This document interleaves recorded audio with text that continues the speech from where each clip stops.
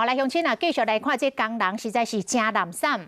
伫个分店卖料的6轻，当咧去员工的宿舍，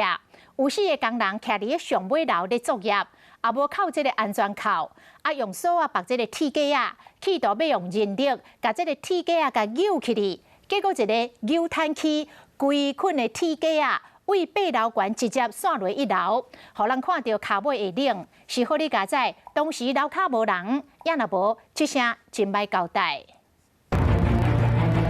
民众手机啊翕到6轻工地有4位工人徛伫楼顶，用锁要甲规困的严格离港队悬顶友，向从离港队的脚落自8楼落到1楼，好佳在当时头壳拢无人，才无造成事故。 不过详细看，4位工人无扣安全扣，敢用锁啊甲严格离港拔掉咧，想要用人力甲离港对悬顶友违反工安规定，真危险。事发地点伫云林卖了6轻当咧起的员工宿舍。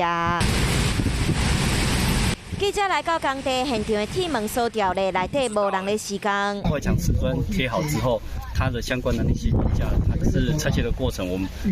有看它的施工计划，它有要求要有那个吊挂机具。6轻表示，目前已经请合作厂商停工，当时是厂商已经把壁的废装做好，要把施工器具拆落来。不过，敢有符合标准定数的流程，要等政府来调查。 那这部分我们将移请中区治安卫中心进行劳动检查。官府表示，依劳动检查法的规定，6轻工业区是中区职业安全卫生中心的人员来执行检查。若违规是事实，会要求停工30天，各有厂商和员工拢会罚1万块，并且进行辅导。